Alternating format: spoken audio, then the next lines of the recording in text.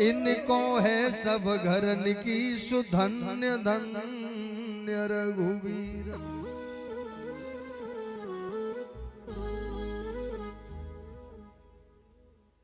माटी कहे कुम्हार से, माटी कहे कुम्हार से कि तू क्यों रोंदे मोहे, और एक दिन ऐसा आएगा मैं रोंदेंगी तो है। बोलिए वृंदावन बिहारी लाल की, श्री ठाकुर जी महाराज की, श्री गुरुदेव भगवान की, श्री हनुमान जी महाराज की, साचे दरबार की जय जय श्री राधे श्याम।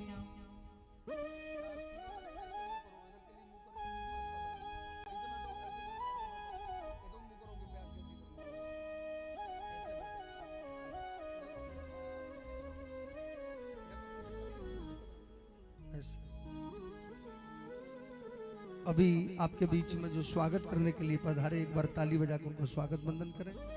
मुरार ग्वालियर से, त्यागी नगर से हमारे श्रीवास्तव अंकल जी, माता जी बैठी हैं, उनके सुपुत्र भी साथ में हैं। एक बार ताली बजाकर उनको स्वागत वंदन करें। हमारे श्रीवास्तव अंकल ये रहे, परीक्षित जी का स्वागत करने आ रहे हैं, परम भक्त हैं ये। एक बार इनके लिए ताली बजाकर जरूर स्वागत वंदन करें। बिहारी जी कृपा करें इनके परिवार के ऊपर। तो कथा प्रारंभ करने से पहले जरा ध्यान दें, परम मंगलमय परात्पर अखिलेश्वर करुणा वरुणालय और भक्त वांछित कल्पतरु कथा प्रारंभ करने से पहले परम पूजनीय श्री बांके बिहारी सरकार श्री राधा रानी किशोरी जी के चरणों में हम और आप अपने शीश को झुकाते हुए, जब तक शीश नहीं झुकाओगे परीक्षित महाराज, तब तक कथा समझ में नहीं आएगी। तो कथा प्रारंभ करने से पहले परम पूजनीय श्री राधा रानी किशोरी जी के चरणों में हम और आप अपने शीश को झुकाते हुए वो आए और आकर व्यास गद्दी पर बैठ जाएं और कथा कहने और सुनने की शक्ति प्रदान करें।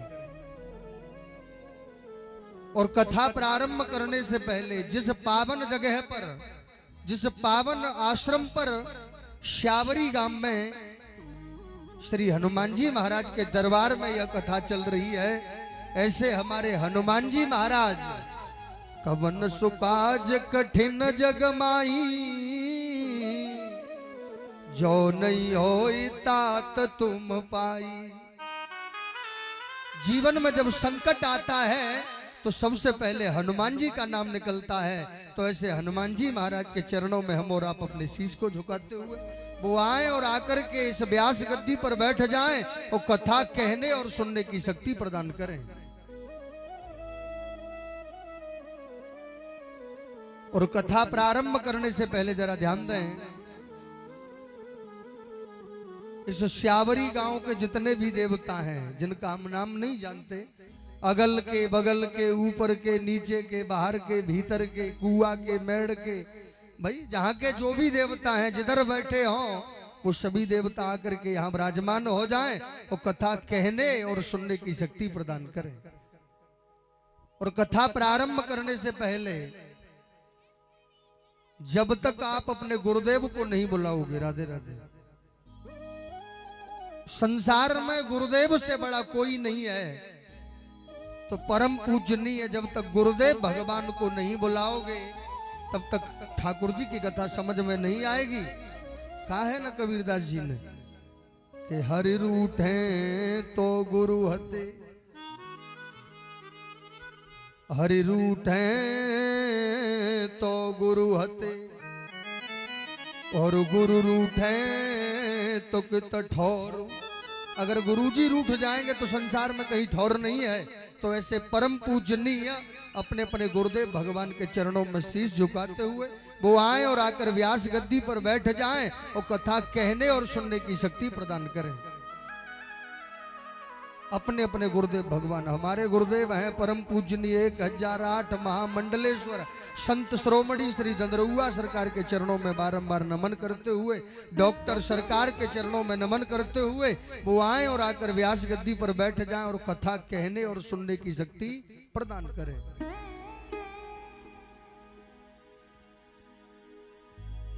और अंत में जाकर के यहाँ पर परीक्षित बनकर विराजमान है, परीक्षित बनकर यहाँ पर विराजमान है हमारे भैया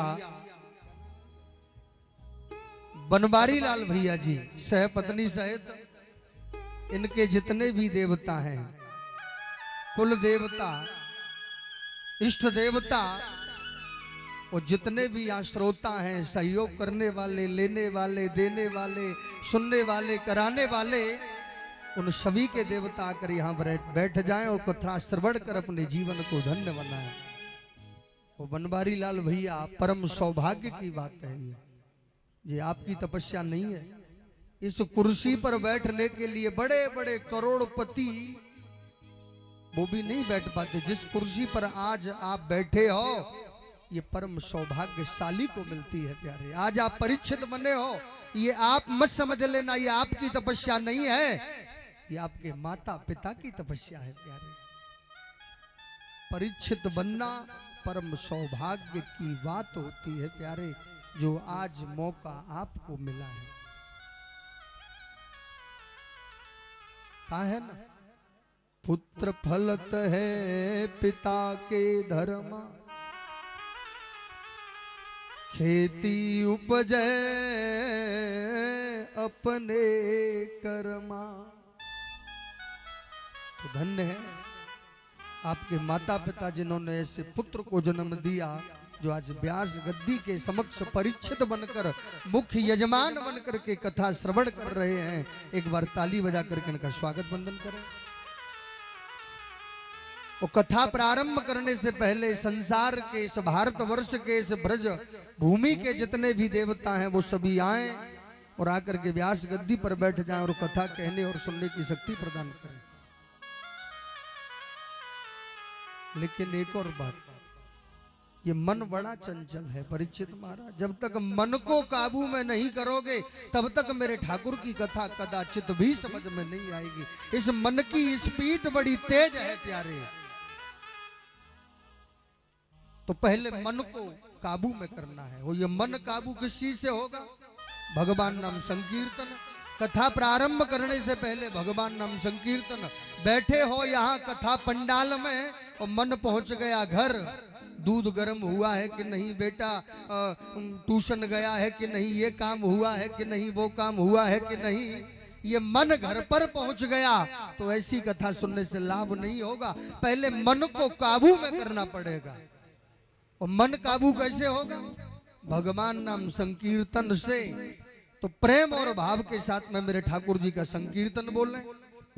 श्री राधे राधे गोविंद गोविंद राधे, श्री राधे राधे गोविंद गोविंद राधे, ओ गोविंद राधे गोपाल राधे, गोविंद राधे प्यारे गोपाल राधे, श्री राधे राधे गोविंद गोविंद राधे, श्री राधे राधे गोविंद गोविंद राधे। नंदलाल सवरिया आ जाना, मुझे भव से पार लगा जाना, नंदलाल सवरिया आ जाना, मुझे भव से पार लगा जाना, मुझे भव से पार लगा जाना, मुझे भव से पार लगा जाना, मुझे भव से पार लगा जाना, मुझे भव से पार लगा जाना। नंदलाल सवरिया आ जाना, नंदलाल सवरिया आ जाना, नंदलाल सवरिया आ जाना। जय हो।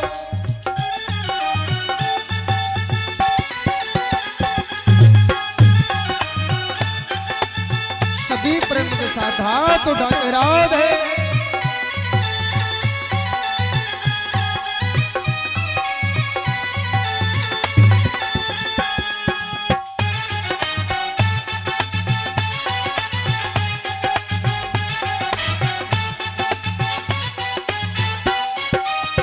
राधे राधे गोविंद गोविंद राधे राधे राधे गोविंद गोविंद राधे राधे राधे गोविंद गोविंद राधे राधे राधे गोविंद गोविंद राधे राधे राधे गोविंद गोविंद राधे राधे राधे गोविंद गोविंद राधे राधे राधे गोविंद गोविंद राधे श्री राधे गोविंद गोविंद राधे राधे राधे गोविंद गोविंद राधे श्री राधे राधे गोविंद गोविंद राधे श्री राधे राधे गोविंद गोविंद राधे श्री राधे राधे गोविंद गोविंद राधे श्री राधे राधे गोविंद गोविंद राधे श्री राधे राधे गोविंद गोविंद राधे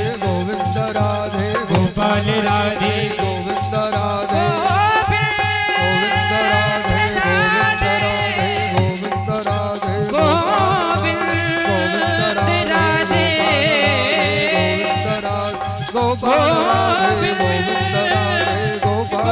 गोविंद राधे गोपाल राधे गोपाल राधे गोपाल राधे गोविंद राधे गोपाल राधे गोविंद राधे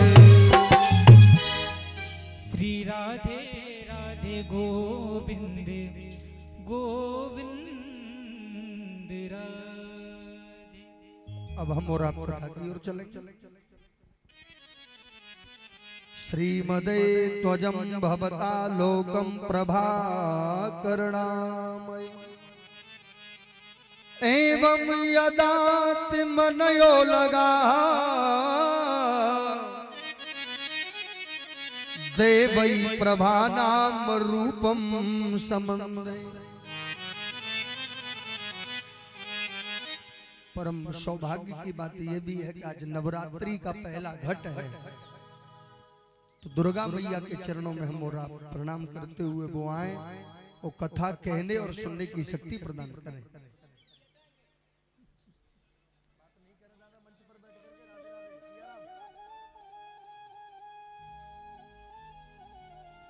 वो और बात न करें, अगर बात ही करना है तो अपने घर बैठ करके बात करें, यहाँ नहीं।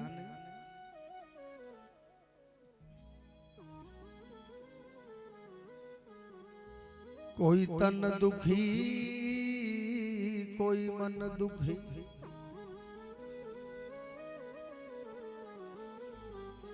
कोई तन दुखी कोई मन दुखी, कोई धन बिन रहत उदास, और थोड़े थोड़े सब दुखी सुखी राम के दास।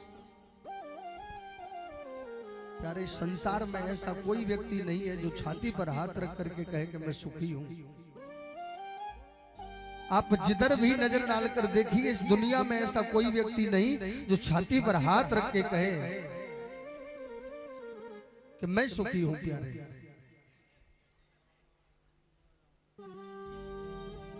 एक भी व्यक्ति संसार में ऐसा नहीं है जिसके बारे में आप यह कह सकें कि सुखी कोई है।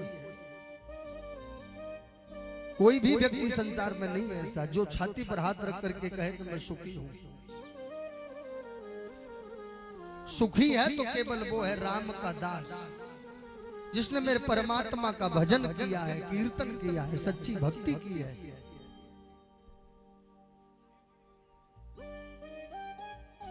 सुखदेव जी महाराज कहते हैं, राजन परीक्षित, श्रीमद् भागवत महापुराण में 18,000 श्लोक है। कितने श्लोक है? 18,000। और पहला श्लोक है सच्चिदानंद रूपा, सच्चिदानंद रूपा विश्वोत्पत्त्यादि हेतवे तापत्राय विनाशाय गोविंदाय नमो नमः। सत और चित और आनंद श्रीमद् भागवत महापुराण एक ऐसा पुराण है प्यारे कि इसे सुन लेने से व्यक्ति का सुनिश्चित रूप से कल्याण हो जाता है।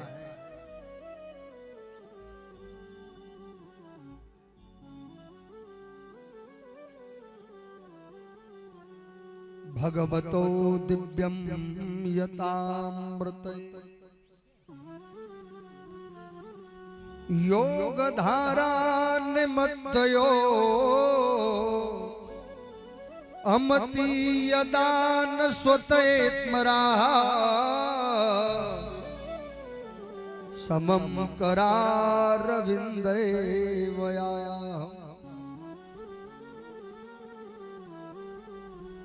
समय कम है, इधर उधर की बातें नहीं करेंगे, सीधी कथा की ओर चलेंगे। एक बार नारद जी पृथ्वी की परिक्रमा लगाने के लिए आए और पृथ्वी की हर जगह परिक्रमा लगाने के लिए नारद जी गए। परीक्षित महाराज, उन्हें शांति नहीं मिली। जिधर भी गए सब झूठ बोलने वाले, कोई सत्य बोलने वाला है ही नहीं। और चलते चलते नारद जी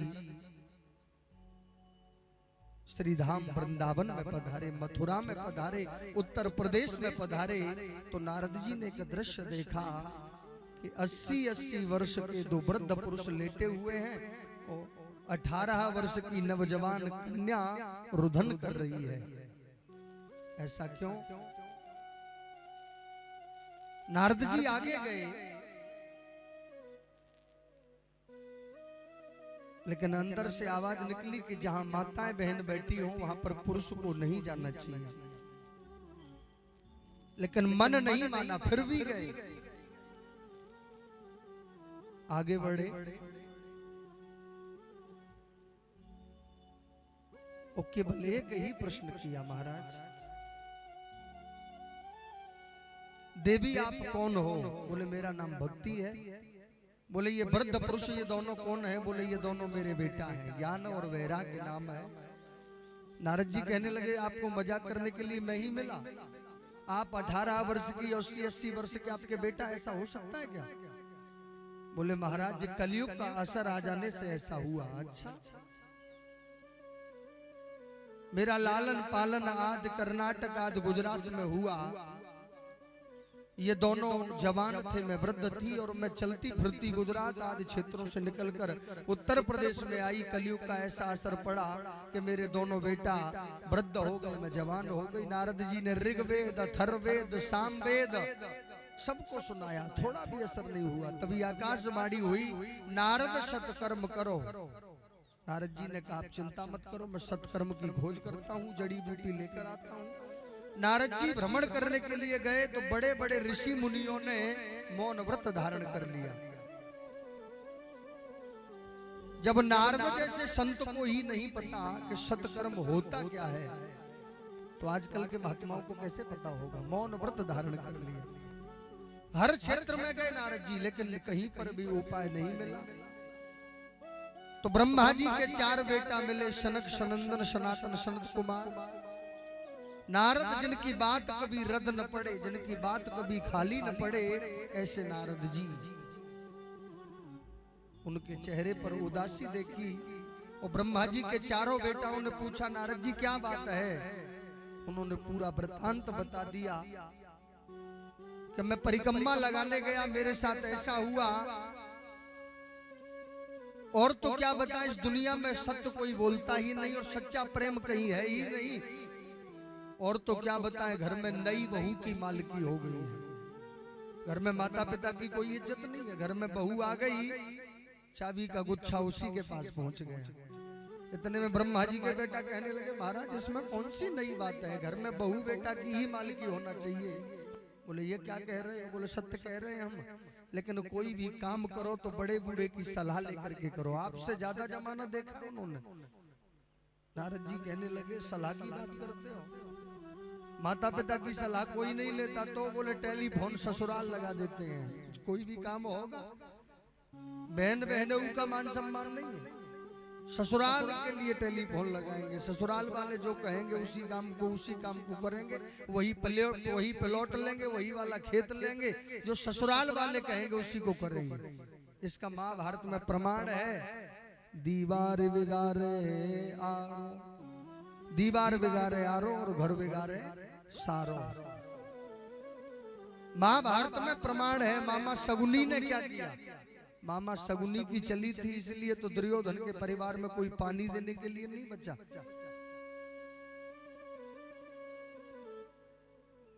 नारद जी ने ये सारी बातें बताई। अंत में जाकर कहा कि सत्कर्म का अर्थ क्या होता है, तो उन्होंने जवाब दिया, सत्कर्म का अर्थ है श्रीमद् भागवत सप्ताह ज्ञान यज्ञ कराओ।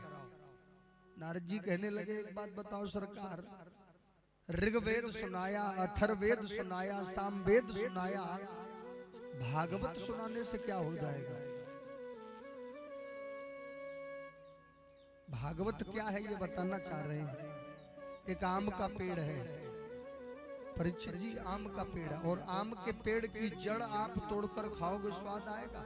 खट्टा मुंह हो जाएगा। आम में लगने आम में की छाल को खाओगे, स्वाद आएगा? नहीं आएगा। आम के पत्ते को खाओगे, स्वाद आएगा? नहीं आएगा। और लगने वाला उसमें जो आम है, दशहरी कलमी, उस आम को खाओगे तो गुठली को भी छोड़ने का मन नहीं करेगा। आम का नाम लेने पर मुंह में पानी आ जाता है। तो कहने का भाव केवल यही है कि जितने भी वेद हैं वो है पेड़, और पेड़ में लगने वाला फल है श्रीमद् भागवत महापुराण। महुर महुर पिबतम भागवत रसालमयम। जितनी बार भी आप इसे पी सको, हृदय में उतार सको, लस्सी की तरह से पी जाओ, हृदय में उतार लो।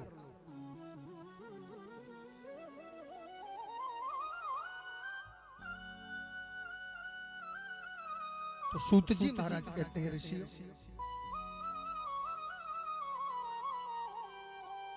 श्रीमद् भागवत महापुराण आप सुनाए, उनका उद्धार होगा। नारद जी को भरोसा नहीं हुआ। बोले, इस भागवत जी ने पहले किसी का कल्याण किया है क्या? बोले, बिल्कुल, जरा उनके बारे में बताओ। तुंगभद्रा तटे युगतम, तुंगभद्रा तटे युगतम, आत्मदेवो सुब्राह्मण।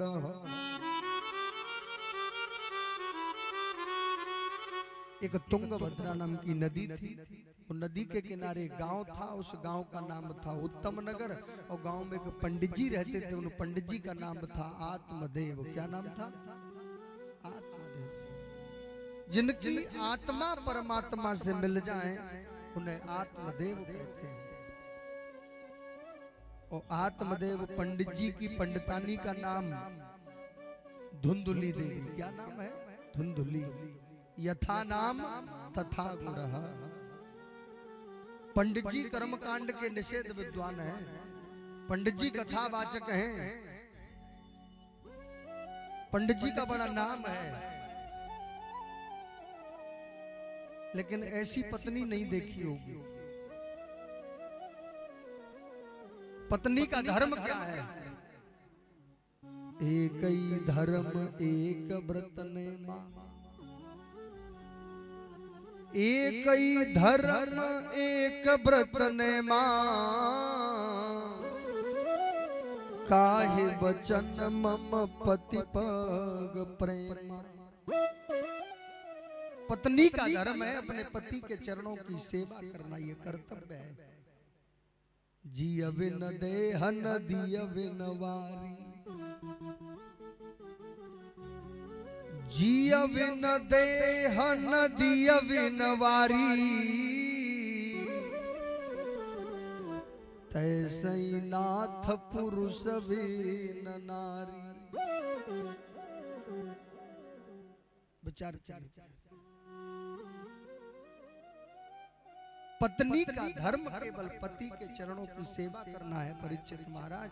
लेकिन ऐसी अद्भुत पत्नी, पति जब तक घर पर रहते हैं तो उनके चरण दबाना, चरण छूना, चरणों में प्रणाम करना, झूठी थाली में भोजन करना, पति की सेवा करना, और पति जब ग्वालियर के लिए निकल जाए गाड़ी से तो ये माला फेरना कि रास्ते में ही एक्सीडेंट हो जाए प्यारे का बाप। रास्ते में गाड़ी पलट जाए, रास्ते में मर जाए, लौट कर यहाँ पर ना आए।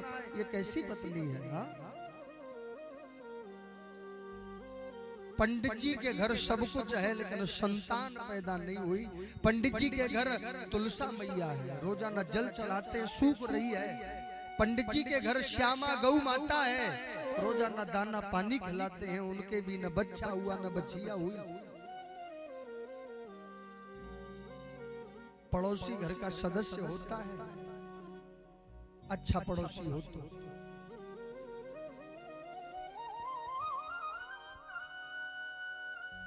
लेकिन पंडित जी के संतान नहीं हुई। पंडित जी जब सुबह घर से निकलते हैं ना तो दुनिया के लोग अपना घूंघट मार लेते हैं, बोले इनका दर्शन करेंगे तो पूरा दिन खराब होगा प्यारे। पंडित जी की अंदर की आत्मा रोने लगती है। विचार करिए, देने वाला, करने वाला, कराने वाला तो केवल मेरा ठाकुर है प्यारे। अकेले में बैठकर पंडित जी महाराज रोने लगते हैं। हे गोविंद, ये कैसी परीक्षा है?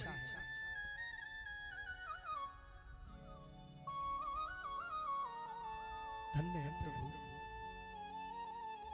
ये धन, ये दौलत किसके लिए कमा रहे हैं? बच्चों के लिए।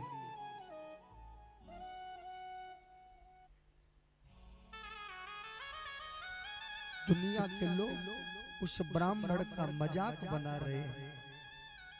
किसी की मजाक नहीं उड़ाना चाहिए प्यारे।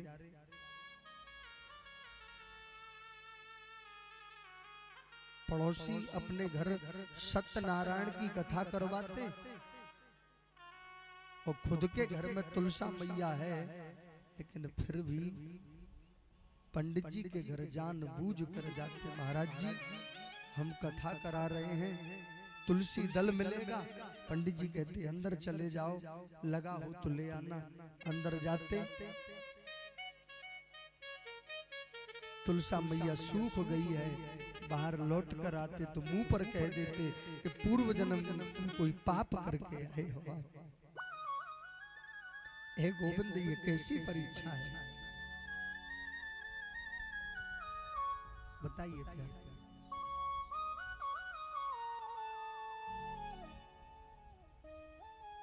कि जाको राखे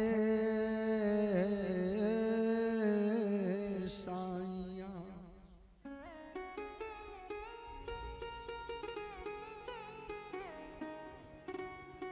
जाको राखे साइया और मार सके ना कोई, और बालनवा का कर सके जो जग वैरी हो।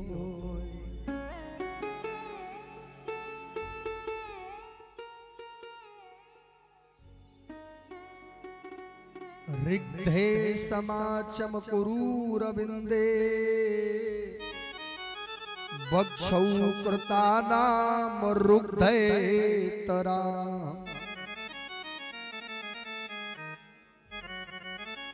आत्मदेव पंडित जी की आत्मा दुखी हो गई प्यारे। वैसे पड़ोसी परीक्षित महाराज, पड़ोसी तो घर का सदस्य होता है, अच्छा पड़ोसी होना चाहिए, घर का मालिक होता है पड़ोसी। लेकिन ज्यादा अच्छा पड़ोसी मिल गया तो जीवन भर दुखदाई होगा प्यारे। ज्यादा अच्छा पड़ोसी मिल गया तो। आज पंडित जी ने अपना घर दरबार सब कुछ त्याग दिया, वो जंगल में चले गए, वो जाकर के मन में विचार कर लिया, या तो भगवान मुझे संतान दे दो, नहीं तो ये ब्राह्मण अपने प्राणों को त्याग देगा प्यारे।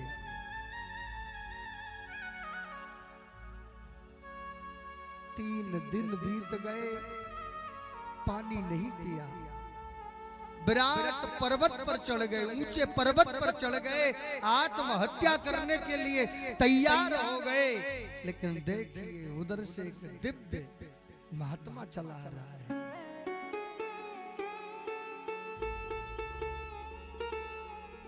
और पंडित जी ने महात्मा जी के चरणों में प्रणाम किया। महाराज प्रणाम। महात्मा जी कहने लगे, दिखने में तो आप ब्राह्मण लग रहे हो, तेजस्वी हो, विद्वान हो, क्या कर रहे हो जंगल में? आत्मदेव पंडित जी ने चरणों को पकड़ लिया। महाराज मेरे पास सब कुछ है, केवल संतान नहीं है।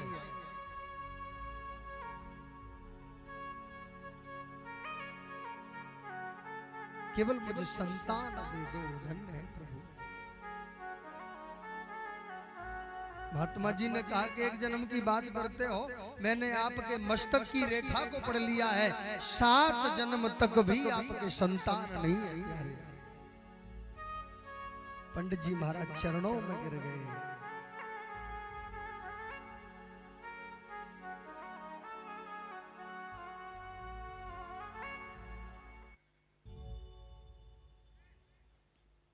पंडित जी महाराज चरणों में गिर गए।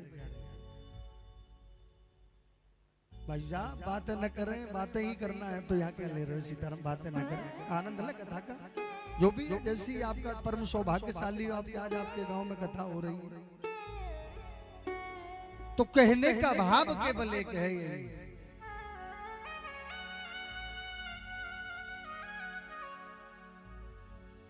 पंडित जी महाराज मरने के लिए तैयार हुए। महात्मा जी ने झोली में हाथ डाला, एक फल निकाल कर दे दिया, जाओ इसे अपनी पत्नी को खिला देना, आपके संतान पैदा होगी। संत वचन पत्थर के लिखा, मोर वचन चाहे पर जाए फीका। असली संत परीक्षित मिल जाए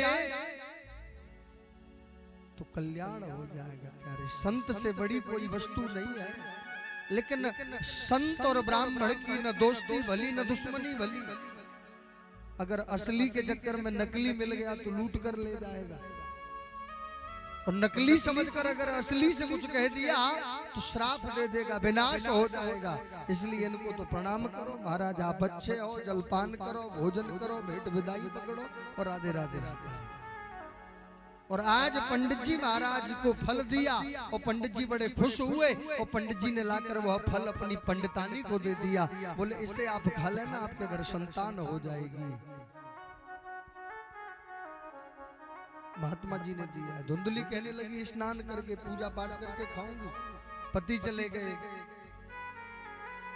कथा यात्रा करने के लिए, और धुंधली ने मन में विचार किया कि ये फल खाऊंगी तो 12 वर्ष तक सुखदेव की तरह यह बालक मेरे गर्भ में न रुक जाए, गड़बड़ हो जाएगा। आज से 8वें महीने में मेरे भैया की शादी है, सारी बहनें डीजे पर नाचेंगी, मैं नाच नहीं पाऊंगी, ये फल मुझे नहीं खाना। कैसी अभागिन है।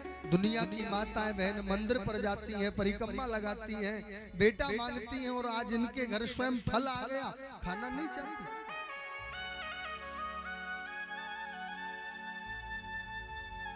पड़ोस में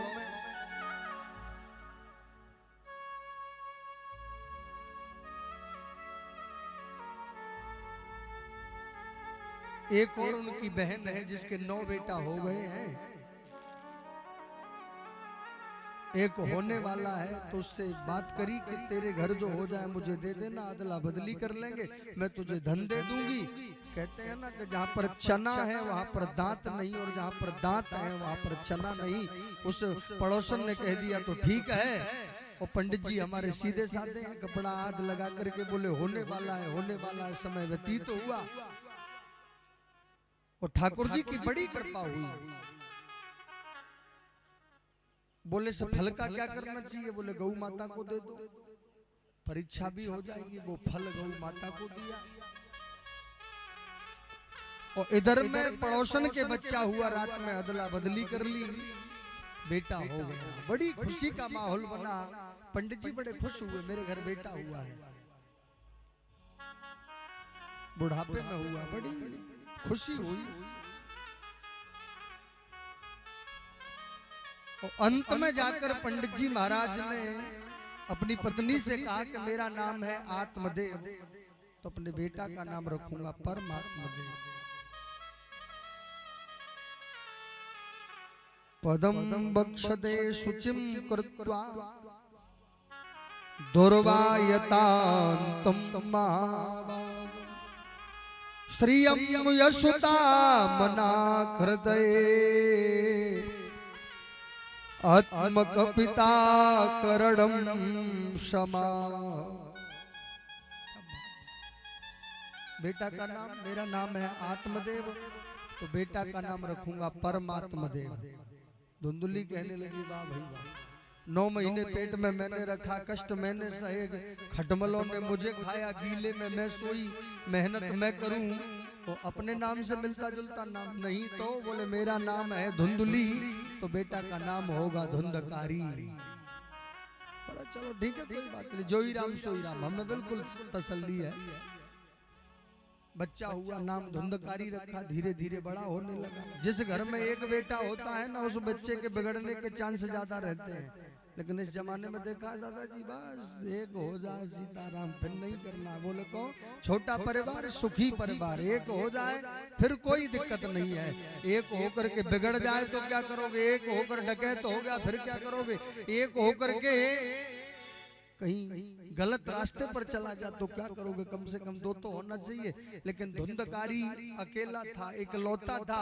बुआ का प्रेम, परिवार का प्रेम, मामा का प्रेम, सबका प्रेम, धन की कमी नहीं।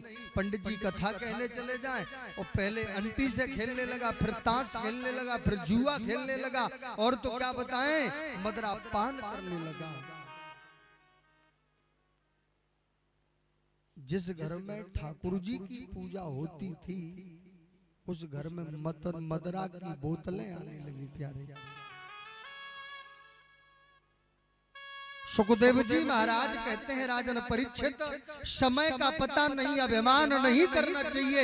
अगर अभिमान कर लिया प्यारे, अभिमान रावण का भी नहीं चला है।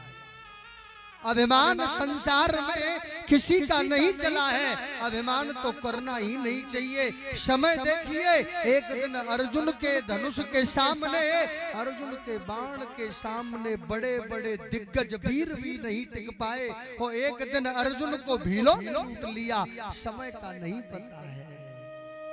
अभिमान किस चीज का। मैं बहुत बड़ा कथावाचक हूँ। बोले मैं परीक्षित बन गया, मैं पैसा खर्च कर रहा हूँ। अभिमान नहीं होना चाहिए। और मैं शब्द करने वाले को तो जानते हो, जो मैं करता है उसका क्या होता है प्यारे। मैं शब्द तो होना ही नहीं चाहिए जीवन में। जिसके अंदर मैं शब्द आ गया, समझ लेना उसका विनाश प्रारंभ हो गया प्यारे।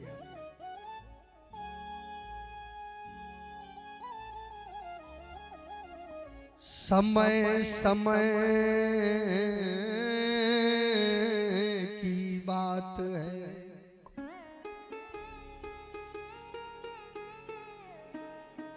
समय समय की बात है, और समय बड़ा बलवान, और भीलन लूटी गोपिका, सुबह अर्जुन बेईमान।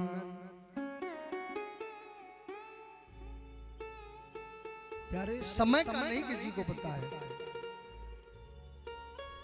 सनाभूतेषु बहु कपले यदा तथा मृदु कामयम् सर्वथा नगा तच्छं करा विद्यावंसा कलेवरम।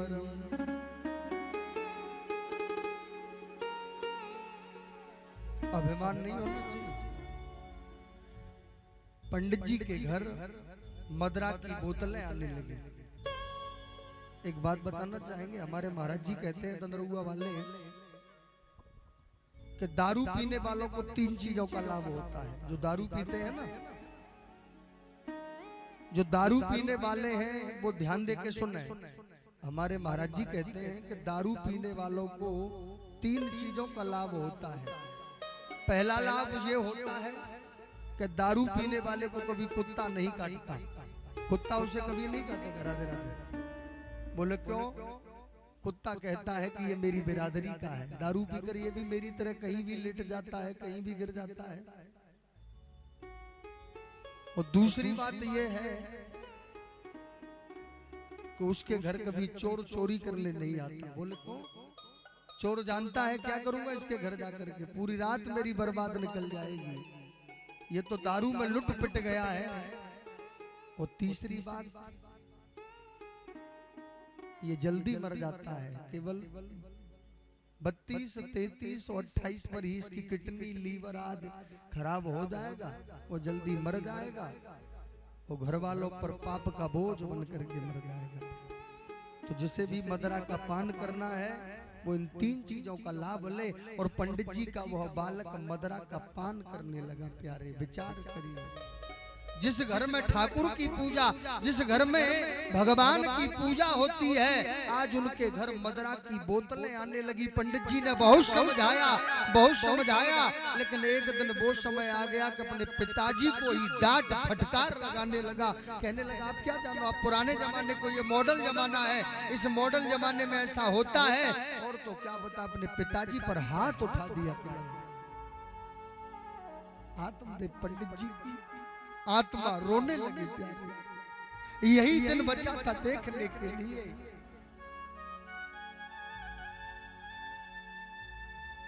धिक्कार है ऐसे बेटा के लिए। एक और बात बता, श्रीमद् भागवत महापुराण में लिखा है कि जिस घर में माता पिता की सेवा नहीं है वो 1000 भागवत सुन ले, 1000 भागवत करा दे, उनका कल्याण नहीं होगा। जिस घर में माता पिता का सम्मान नहीं है, जिस घर में सास और ससुर का सम्मान नहीं है, धिक्कार है ऐसे बहू और बेटा के लिए। क्या सबसे पहला कर्तव्य है कि अपने सासू और ससुर की सेवा करना। सुखदेव जी महाराज कहते हैं, राजन परीक्षित, इधर में पंडित जी के घर जो बेटा हुआ उसका नाम धुंधकारी, उधर गौ माता के एक बेटा हुआ, उसका पूरा शरीर मनुष्य जैसा है, केवल कान है गौ माता जैसे, इसलिए नाम रख दिया गौकर्ण। पंडितो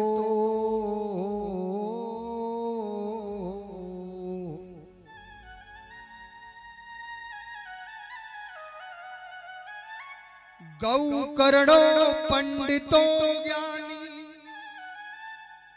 धुंधकारी माखल। जो गौ माता के घर बेटा हुआ वो ज्ञानी हुआ, और तुरंत गौकर्ण जी महाराज तो घर छोड़कर चले गए। पिताजी को भी समझाया और अंत में जाकर के आत्मदेव पंडित जी को भी घर छोड़ना पड़ा। धुंधली रह गई, जब तक घर में माल था धुंधली देती गई। तिजोरी कब तक खाली नहीं होती बताओ श्रीवास्तव अंकल? तिजोरी जब तक खाली नहीं होगी, 10,000 कमा कर लाओ, तिजोरी में रख दो, 5,000 की जरूरत है निकाल लो, फिर 5,000 कमाओ, फिर डाल दो, फिर जरूरत है तो 5,000 निकाल लो, फिर 20,000 लाओ तिजोरी में डाल दो, 10 की जरूरत है निकालो। कमा कर लाओगे तिजोरी में डालोगे, जरूरत पड़ेगी निकालोगे, फिर कमा कर लाओगे डालोगे, तो तिजोरी खाली नहीं होगी। और तिजोरी में से केवल निकालना ही निकालना सीखे हो, डालना सीखे नहीं हो, तो तिजोरी को खाली होना पड़ेगा प्यारे। और आज आत्मदेव पंडित जी कमाने वाले थे, वो चले गए और धुंधली देती गई, खजाना खाली हो गया। एक दिन मदरा पान करके आए और कहने लगा मैया मुझे पैसे दे दो। माँ कहने लगी कमाते धमाते कुछ नहीं हो, मेरे पास एक भी पैसा नहीं है। तो माँ के केसों को पकड़कर पिटाई लगा दी। यार ये दिन आ गया। तो गोस्वामी तुलसीदास जी ने लिखा है, कर्म प्रधान, ओ कर्म प्रधान विश्वर चिराखा। कर्म प्रदान विश्व रुचि राखा, कर्म प्रदान विश्व रुचि राखा। ओ परम प्रधान विश्व रुचि राखा, जो जस करहि सो तस फल चाखा, जो जस करहि सो तस फल चाखा। कर्म प्रधान विश्व रचि राखा, जो जस करहि सो तस फल चाखा। देखो भागवत जी में 18,000 श्लोक हैं, लेकिन जब तक रामायण की चौपाई की सील न लगे, भागवत जी में रामायण को बहुत आगे लिया गया है। तो विचार करिए, आप जैसा कर्म करोगे उसका फल तो भुगतना ही पड़ेगा। और धुंधली ने ही अपने बेटा को बिगाड़ा था। किसने बिगाड़ा था? धुंधली ने।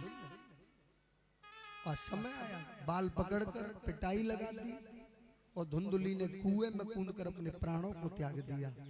क्या करूंगी जी करके, अकेला धुंधकारी रह गया। 5 वेश्याओं को घर पे रख लिया। एक पत्नी की सेवा नहीं हो पाती है। 5 वेश्याओं को घर पे रखा। वो एक दिन चोरी करने गया और राजा ने पकड़ लिया, काली पट्टी खुलवाई, बोले ये तो पंडित जी का बेटा है, तो छोड़ दिया। और राजा ने कह दिया कि आज तो मैं आपके पिताजी की बदौलत आपको छोड़ रहा हूं, कल पकड़े गए तो बिल्कुल क्षमा नहीं करूंगा। ये खबर उनकी पत्नी को लगी और 5 किलो सोना चुरा करके लाया, अपनी पत्नियों को दिया। वैश्याओं ने इतना मदरा पिलाया, इतना मदरा पिलाया कि नशा में चकाचूर धुंधकारी हो गया।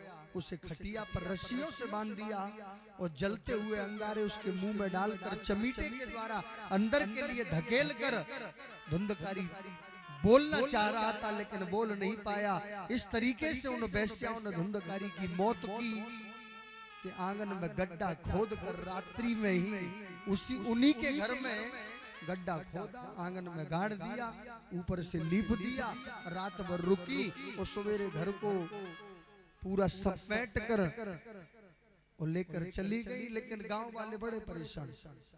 1 महीना हो गया, धुंधकारी नहीं दिख रहा है, लेकिन गांव वालों को शांति नहीं मिली। जीवित था तब दिन में नहीं जीने देता था, और मरने के बाद में भूत बन गया, प्रेत बन गया, अब रात्रि में किसी को सोने नहीं देता। गांव वाले तो परेशान, बोले जिंदा था तब भी मरने के बाद भूत बन गया, रात्रि में कोई रास्ता से जाए उसे पकड़ लेता, प्रेत बन गया।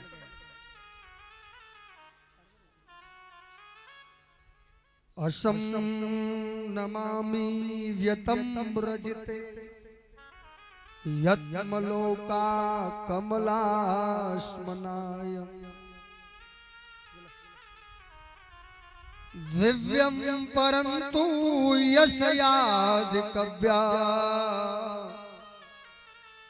स्वयमादिकरणन्त योगा प्रपद्ये।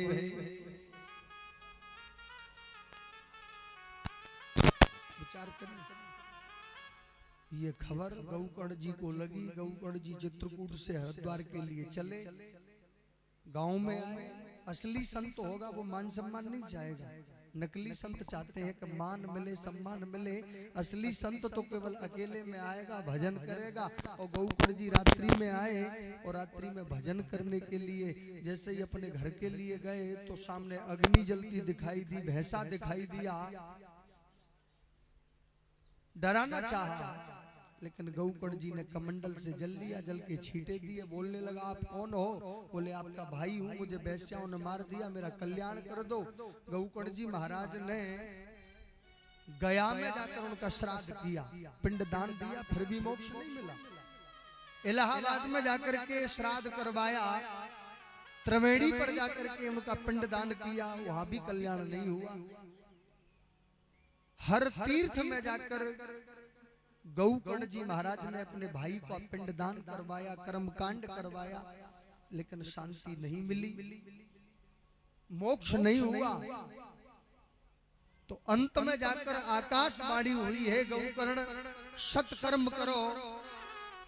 गौकर्ण जी महाराज कहने लगे, सत्कर्म क्या होता है? तो गौकर्ण जी के गुरुजी का नाम है सूर्य भगवान। आकृष्णेन रजसा व्रतमानो निवेशयन्नम व्रतम व्रतम चैव। सूर्य भगवान ने उन्हें भागवत दी और गौकर्ण जी महाराज ने गैया के गोबर से लिपवाया। वो व्यास गद्दी पर बैठ गए। कथा कैसे सुनानी है अपने भाई को जो प्रेत बन गया है, भूत बन गया है, धुंधकारी।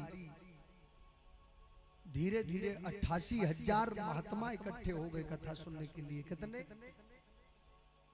88,000 महात्मा इकट्ठे हुए कथा सुनने के लिए।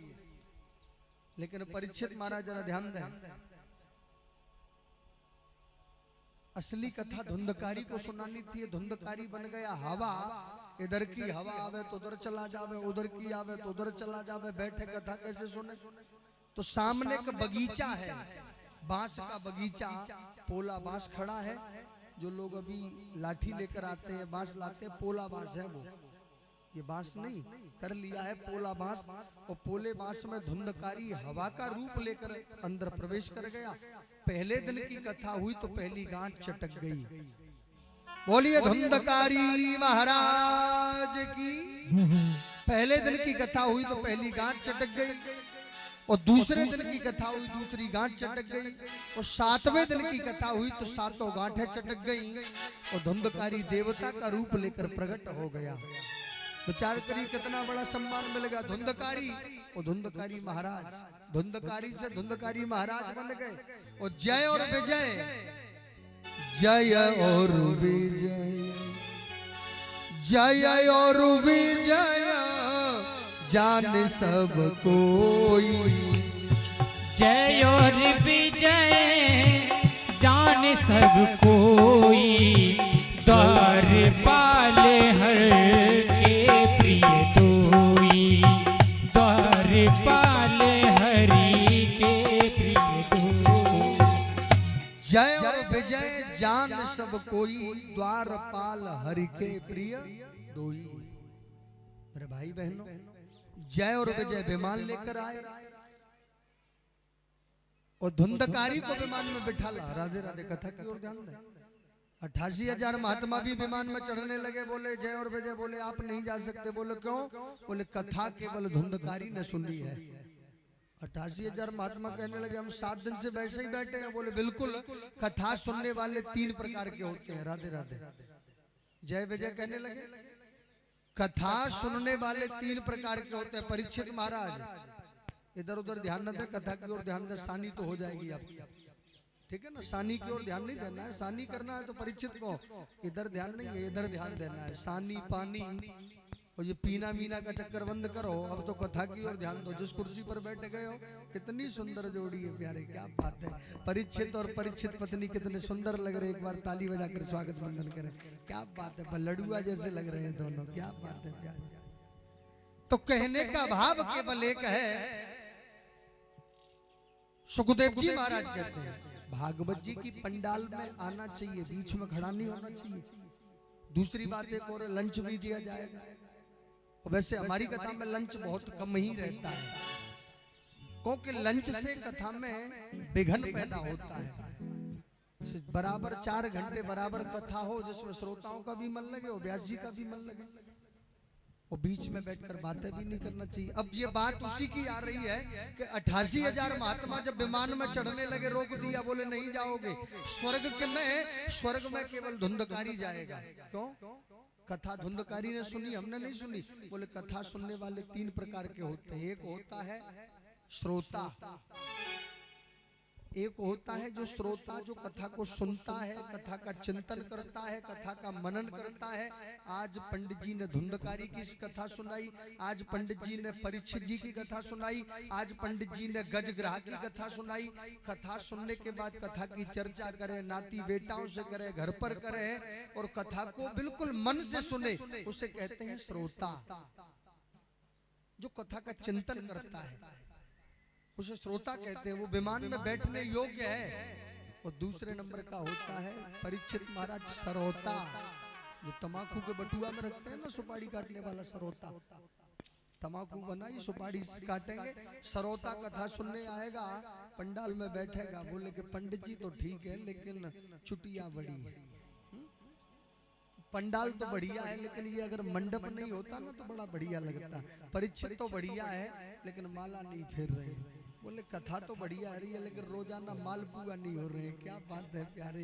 यानी कि 11 बजे आएगा और शाम के 5 बजे तक कतर कतर कतर कतर कतन्नी से नहीं जबान चलाता रहेगा। न तो स्वयं कथा सुनेगा न पड़ोसी को कथा सुनने लग देगा। बोले मैं तो बेटा नरक में जा ही रहूंगा लेकिन तुझे भी लेके चलूंगा। इसे कहते हैं सरोता। ध्यान देना ना। और तीसरे नंबर का तो बड़ा बढ़िया आदमी होता है साहब। पहले नंबर का श्रोता, दूसरे नंबर का सरोता और तीसरे नंबर का सोता। क्या बात है प्यारे। घर में बहू नहीं सोने देती, पानी भर लो, मोटर चालू कर दो, जोड़िए देख आओ, ये काम कर लो, फलाना काम कर लो, बहू बेटा नहीं सोने देते घर में। अब कथा हो रही है श्यावरी गांव में, बेटा बूढ़े बड़े सब जा रहे हैं, मैं भी कथा सुनने जाऊंगा। ऐसी जगह आकर बैठेगा जब पीठ का सहारा मिल जाए। क्या बात है प्यारे। बल्ली का सहारा मिल जाए, दीवाल का सहारा मिल जाए, नीवरी का सहारा मिल जाए, ऐसी जगह बैठेगा। पंडित जी ने 11 बजे कथा प्रारंभ करी। आरती के बाद पंडित जी मर जाए, परीक्षित मर जाए, दुनिया मर जाए, लेना देना नहीं है। ठर्राठे की नींद में सो रहा है। 4 बजे पंडित जी ने जयकारा लगाया, एकदम भड़बड़ा के जगह। पड़ोसी से कहने लगा भाई कथावाचक बहुत देखे हैं लेकिन ये कथावाचक बड़ा बढ़िया, ऐसी कथा मैंने आज तक नहीं सुनी है। पड़ोसी कहने लगा वाह भाई वाह, 11 बजे से सो रहा है और कह रहा है कि मैंने कथा सुनी है। पड़ोसी कहने लगा तुमने कथा सुनी है? बोले हाँ। बोले सो रहे थे? तो कहने लगा सो नहीं रहा था, मेरे अंदर भोले बाबा जैसा स्वभाव है, आंखें बंद करके कथा सुनता हूँ। अच्छा, आंखें बंद करके? बोले हाँ। तो ये क्या था? बोले क्या ये क्या था? ठर्राठे? बोले ये मैं हुक्का दे रहा था, हुक्का। तो ऐसी कथा देने सुनने से लाभ नहीं मिलेगा। और भागवत जी की कथा में नींद ज्यादा आती है। निद्रा देवी यमराज की बहन है और वो कहती आलस ज्यादा आएगा, जमाई ज्यादा आएगी, ऐसे करोगे। तो कहने कथा अगर मन लगाकर सुनोगे, नवरात्रि का उपलक्ष्य है, ये नवरात्रि चल रही है, पहला घट है, अच्छा मुहूर्त है, मुहूर्त में कथा बैठी है। अगर आप 9 दिन तक घर में पूजा पाठ करके व्रत में हो तो व्रत में आकर कथा सुनो तो आप अपने मन में संकल्प कर लो कि हमारा ये काम हो जाए। मैं गारंटी देता हूँ उस व्यास गद्दी पर बैठकर उसका वही काम हो जाएगा। लेकिन आना चाहिए सच्ची श्रद्धा से और भक्ति से। आरती में आए, नियमों का पालन करे, तो कथा श्रवण कर, और जो मांगेगा वही उसे मिल जाएगा। लेकिन होना चाहिए सच्ची श्रद्धा और सच्ची भक्ति। कि भाव का भूखा हूं मैं। भगवान कभी धन दौलत नहीं मांगते परीक्षित महाराज। अगर पैसा देकर परमात्मा को खरीदना चाहे तो ऐसे ऐसे अरबपति डले हुए हैं कि आपके लिए भगवान रहेंगे ही नहीं। पैसे से परमात्मा को कोई खरीद नहीं सकता। कि भाव का भूखा हूं मैं और भाव ही एक सार है, और भाव से जो भजता मुझे सो भव से बेड़ा पार है। परमात्मा केवल भाव के भूखे हैं। गोस्वामी तुलसीदास जी ने लिखा है, निर्मल मन जन, ओ निर्मल मन जन सो मोहि पावा। ओ निर्मल मन जन सो मोहि पावा। निर्मल मन जन सो मोहि पावा। मोहि कपट छल छिद्र न भावा। मोहि कपट छल छिद्र न भावा। मोहि कपट छल छिद्र न भावा। निर्मल मन जन सो मोहि पावा। निर्मल मन जन सो मोहि पावा। सो मोहि पावा। मोहि कपट छल छिद्र न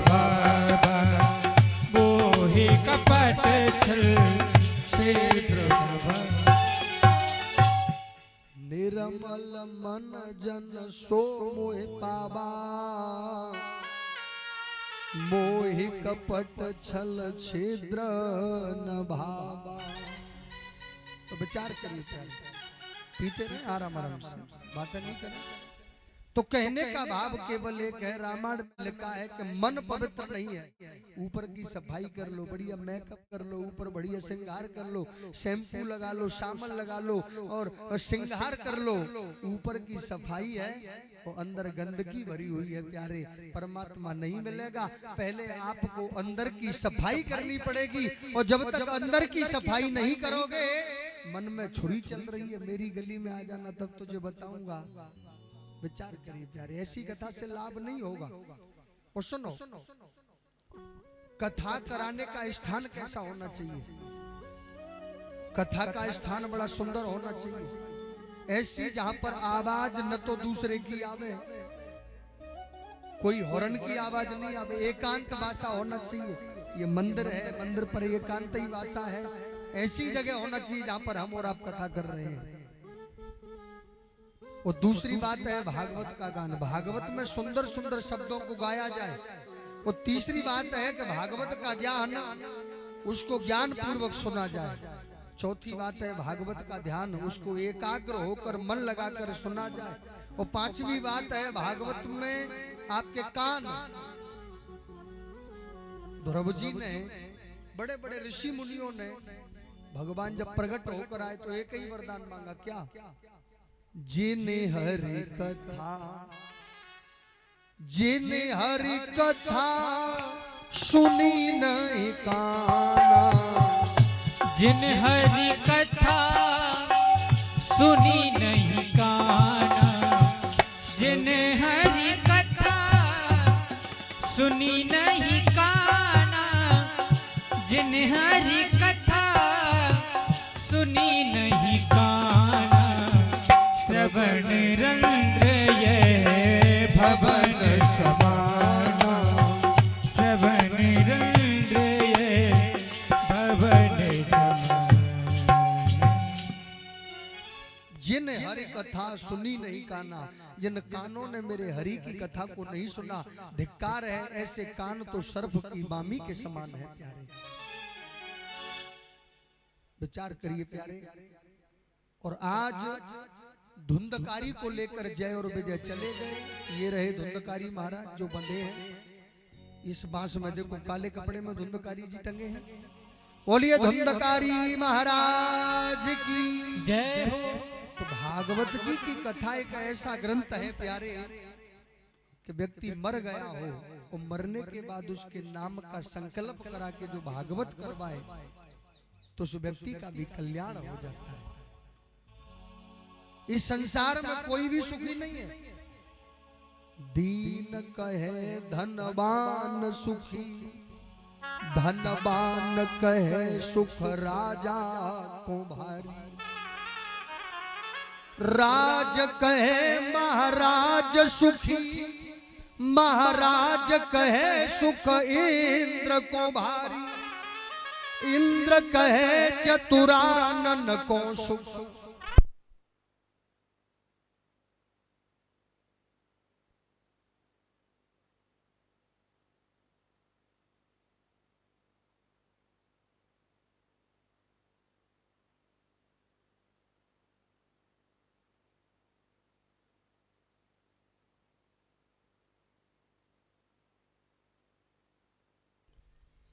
पहला प्रश्न हमारा ये है, और सच्चे गुरु मिल जाए तो प्रश्न करना चाहिए। पहला प्रश्न ये है कि मानव के लिए परम धर्म क्या है? परिक्रमा लगाना धर्म है या प्रातः 4 बजे उठकर स्नान करना धर्म है? करोड़ों की संपत्ति दान कर देना धर्म है? आखिर धर्म की परिभाषा क्या है? मनुष्य के लिए सबसे बड़ा कर्तव्य रूपी धर्म क्या है? हजारों संत बैठे हैं और सबकी तरफ से एक व्यक्ति प्रश्न पूछ रहा है। और दूसरा प्रश्न हमारा ये है कि मंदिर में जब हम पूजा करने जाते हैं तो बड़ी विचित्र बात लगती है। कोई कहता है ब्रह्मा जी बड़े हैं, कोई कहता है शंकर जी बड़े हैं, कोई कहता है दुर्गा मैया बड़ी हैं। महाराज बड़ा देवता कौन सा है? और तीसरा प्रश्न हमारा ये है कि वेद में परमात्मा का नाम है अजन्मा, तो ये दशरथ का बेटा राम कैसे बना और देवकी का बेटा कृष्ण कैसे बना। और चौथा प्रश्न हमारा ये है कि भगवान के अवतार कितने हैं। कोई कहता है 24 अवतार है, कोई कहता है 23 अवतार है। और पांचवा प्रश्न हमारा ये है कि कथा कहने वाला वक्ता कैसा होना चाहिए। और छठवां प्रश्न हमारा ये है कि भगवान कलयुग में कब आएंगे। धर्मम स्थयो तरमा शुभाय। समय का अभाव। सुखदेव जी महाराज कहते हैं कि हम आपके प्रश्नों का उत्तर तो देंगे, लेकिन आपके प्रश्नों का उत्तर देने से पहले परम आदरणीय सुखदेव जी महाराज के चरणों में प्रणाम करना चाहते हैं। अगर सुखदेव जी नहीं होते तो आज श्यावरी गांव में न ये कथा होती, न हम होते, न आप यहाँ पर परीक्षित बनते। आपके प्रश्नों का उत्तर तो देंगे, लेकिन सबसे पहले परम आदरणीय सुखदेव जी को प्रणाम करना चाहते हैं। 88,000 महात्मा कहने लगे महाराज जी सुखदेव कौन है।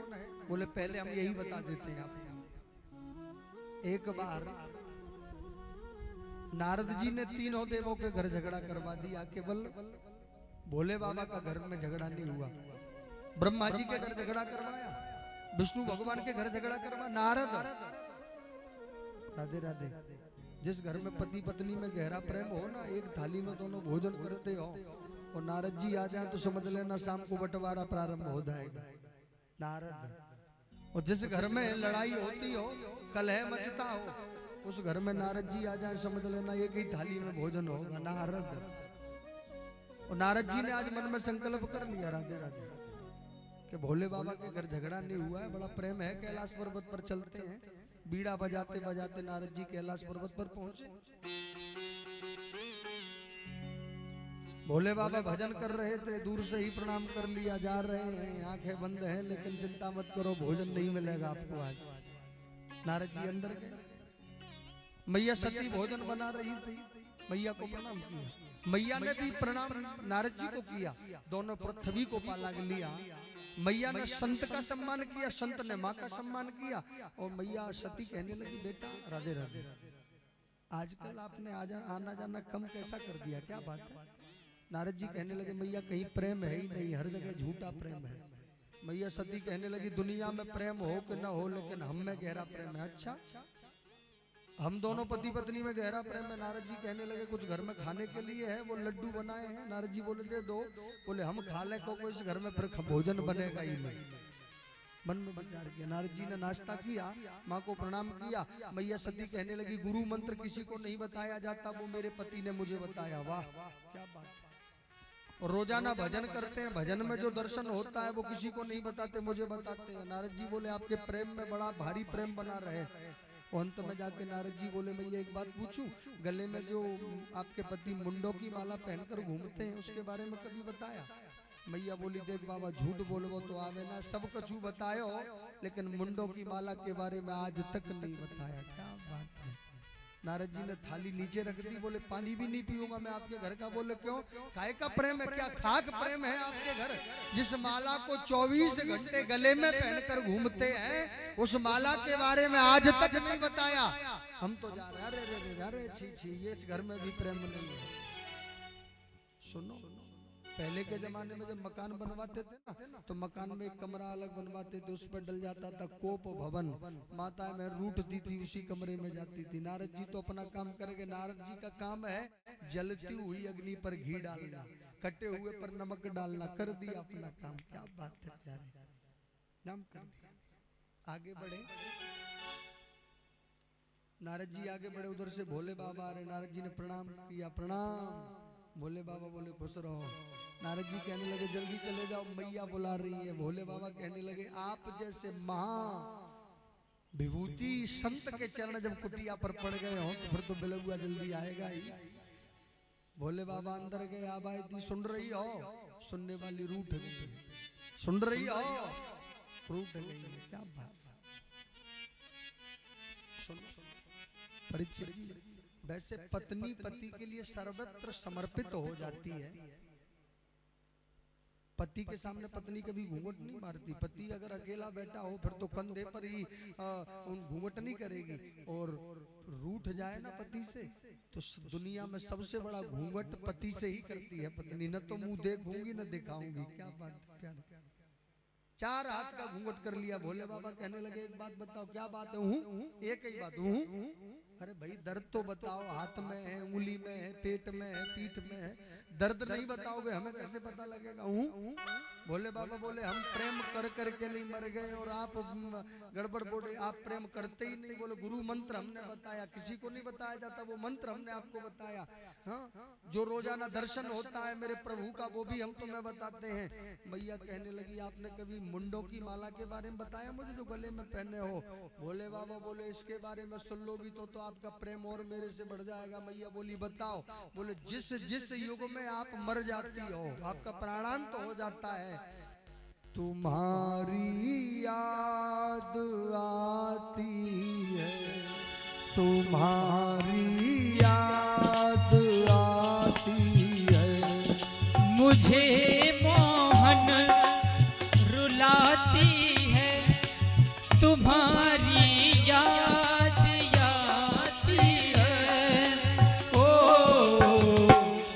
मुझे मोहन रुलाती है, तुम्हारी याद आती है। जय हो।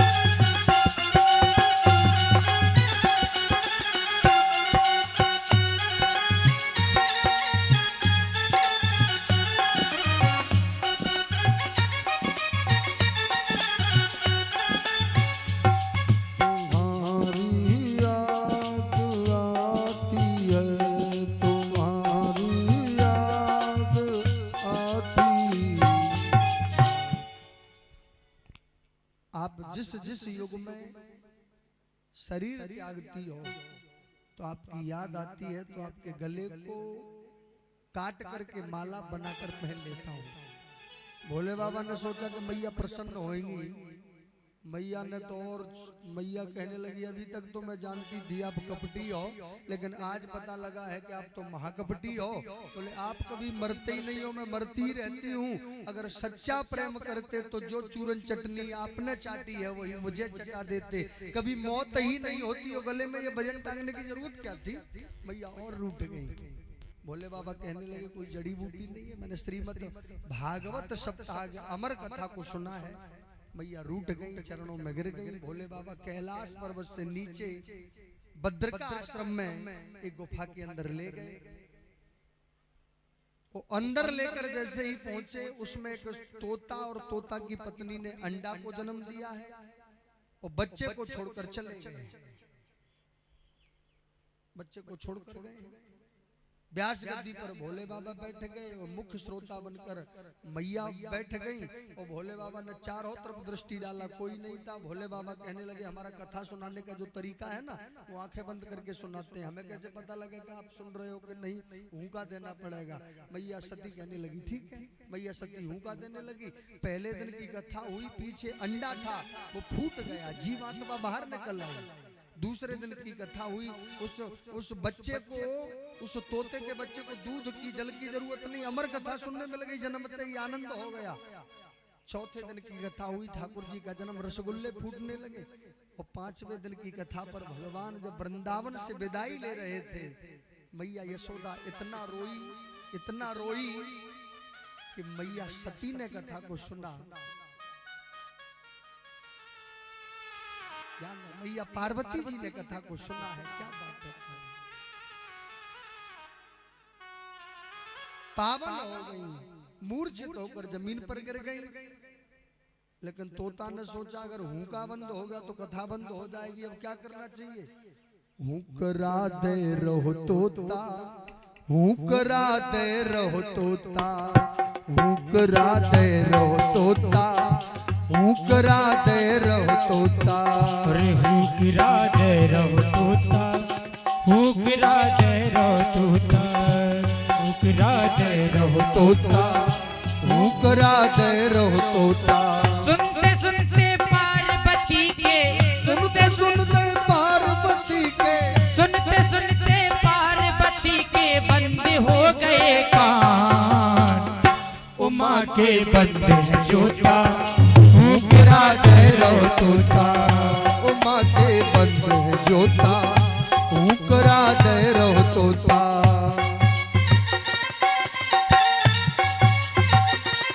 जय हो।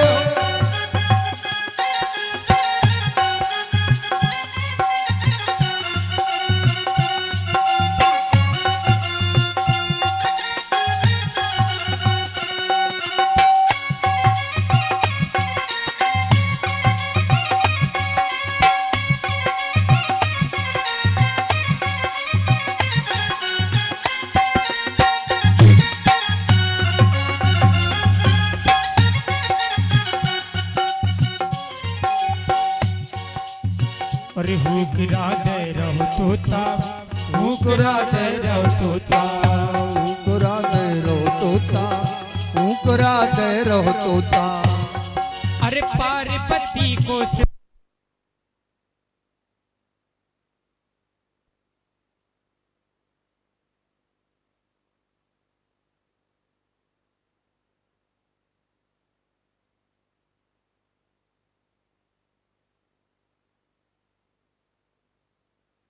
करने गए, महाराज हाथ देखिए कबे मरेंगे। क्या बात, मरना कोई नहीं चाहता, कितना भी वृद्ध कौन हो जाए, अभी कन्यादान लेंगे, अभी तो जो जोड़री कट जाएगी कितनी होगी तब मरेंगे। क्या बात है प्यारे, ये विचार करते हैं। मरना कोई चाहता है क्या? कार्यक्रम करने के बस में बैठे हम लोग बद्रीनाथ थे, बद्रीनाथ में लॉकडाउन के खत्म होते ही पुनः मौका मिला हमें कथा कहने का। महाराजपुरा से राधे करके जो जिनके कॉलेज हैं वो लेकर गए, तो एक माता जी जीप में बैठी थी। मतलब जब जीप में बैठी तब तो है दैया, है मैया, है मर गए, बाय है, जे है। 20 मिनट में गाड़ी में बैठी, वहां के चल के गाड़ी 10-20 किलोमीटर चली, सुखऊ ने जगह दिखे पहाड़ गिर रहा है, उतर जाइयो गाड़ी में। तो सबसे पहले मैया उतर गई गाड़ी में से। विचार करिए, मरना कोई चाहता है क्या? कोई नहीं मरना चाहता। इस दुनिया में बनावटी बातें हैं, तो कहने का भाव केवल यही है प्यारे। और आज आगे आगे तोता, पीछे पीछे भोले बाबा, और भद्र का आश्रम के नीचे रहते वेद व्यास जी। और वेद व्यास जी की पत्नी का नाम है बटुका देवी, 75 वर्ष की हो गई है। और बटुका देवी और पति हो गए 80 वर्ष के। दोनों जने आ रहे हैं, पत्नी बोली सुन रहे हो कबे मोड़ी मोड़ा होएंगे, बुढ़ापे में विचार कर रही है। 75 वर्ष की मैया कह रही है कबे होएंगे मोड़ी मोड़ा। और पति कह रहे हैं चिंता मत करो, हरि की इच्छा होगी तब होएंगे। इतने में बटुका देवी को आ गई जमाई, मुंह फाड़ के आती है ना, मुंह फाड़ के आई। तोता ने सोचा इससे बढ़िया गुफा मुझे कोई नहीं मिल सकती। तोता उड़तो आयो और बटुका देवी के मुंह को खुला देखकर मुंह से कंठ से होकर गर्भ में स्थापित हो गया। यही है वो सुखदेव जिन्होंने 12 वर्ष तक बटुका देवी के गर्भ में वास। भोले बाबा वेद व्यास जी से आके बोले इधर कोई आया था? भोले बाबा बोले इधर तो कोई नहीं आया। पत्नी बोली को अंदर चलो गो। पति कहने लगे जो भी होगा बहुत अच्छा होगा। 12 वर्ष तक वास किया। कितने वर्ष तक? 12 वर्ष तक। यही है वो सुखदेव जिन्होंने राजा परीक्षित का कल्याण किया। प्यारे 88,000 महात्मा कहने लगे महाराज राजा परीक्षित के बारे में बताओ। बोले बिल्कुल नहीं बताएंगे। तो बोले महाराज अब हमारे प्रश्नों का उत्तर दे दो। बोले बिल्कुल हम आपके प्रश्नों का उत्तर देंगे। कथा प्रारंभ करने से पहले प्रश्न किए मानव के लिए परम धर्म क्या है? तो सूत जी का उत्तर मनुष्य के लिए सर्वोत्तम धर्म है कृष्ण के चरणों में प्रीति होना, कन्हैया के चरणों में प्रीति होना, लेकिन कन्हैया के चरणों में जो प्रेम हो वो निष्काम होना चाहिए। मंदिर में आप जाते हो ना, निष्काम भक्ति होना चाहिए। 10 रुपया चढ़ा के 20 लाख की लॉटरी लग जाए, भगवान हंसता है मुझे पागल समझ लिया है। 10 रुपया की रेवड़ी चना चढ़ाएगा और कहेगा 20 लाख का काम हो जाए। मंदिर में जाना निष्काम भक्ति है। निष्काम भक्ति होगी, कामना मन में नहीं होना चाहिए। आप बहुत गौर से सुने, बहुत सुंदर बात है। वास्तव में निष्काम धर्म से ऊंचा कोई धर्म नहीं है। सज्जनों, मंदिर में इसलिए नहीं जाना चाहिए कि बदले में कुछ चाहिए, बल्कि इसलिए जाना चाहिए कि मंदिर में जाना हमारा धर्म है। भागवत में इसलिए नहीं जाए कि परीक्षित जी ने हमें न्योता किया है, नहीं जाएंगे तो गड़बड़ हो जाएगी, इसलिए भागवत में नहीं जाना चाहिए। भागवत में इसलिए जाना चाहिए कि हिंदू हमारा धर्म है, कर्तव्य हमारा ठाकुर जी की कथा सुनना। तो यह सबसे बड़ा धर्म है, कथा में जाना, मंदिर में झाड़ू लगाना, और मंदिर में झाड़ू लगा करके ठाकुर जी की पूजा करना। आपको मनुष्य शरीर मिला है, बड़े भाग्य मानस तन पावा, सुर दुर्लभ सद ग्रंथन गावा। देवता भी तरसते हैं, वो शरीर आपको मिला है। 84 लाख योनियों में ये मनुष्य योनि सर्वश्रेष्ठ है जो आपको मिली है। तो मनुष्य शरीर मिला है, मनुष्य का, मानव का परम धर्म है मंदिर जाना, पूजा करना, ठाकुर जी की सेवा करना। और दूसरा प्रश्न आपने किया कि जब मंदिर में हम जाते हैं तो कोई कहता है कि हनुमान जी बड़े हैं, कोई कहता है राम जी बड़े हैं, कोई कहता है भोले बाबा बड़े हैं। महाराज बड़ो देवता कौन सो जिसकी हम पूजा करें?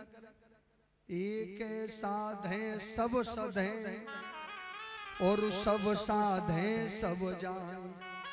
पूजा एक ही करो, इष्ट अपना एक को बनाओ। जब बुलाओगे दौड़ा चला आएगा। भगवान सब एक समान है, लेकिन एक को ही अपना बना है। सबको मानो, लेकिन इष्ट अपना एक होना चाहिए। सुखदेव जी महाराज कहते हैं राजन परीक्षित, तीसरा प्रश्न आपने किया कि भगवान अजन्मा है, तो ये दशरथ का बेटा कैसे बना, कौशल्या का बेटा, देवकी का बेटा कैसे बना? जब जब होई धर्म की हानि, बाढ़े असुर बढ़े अभिमानी, तब तब धरि प्रभु विविध शरीरा, हरै कृपा निधि सज्जन पीरा। भगवान जब अधर्म बढ़ जाता है, पाप बढ़ जाता है, तो उस पाप को मारने के लिए भगवान अवतार लेते हैं।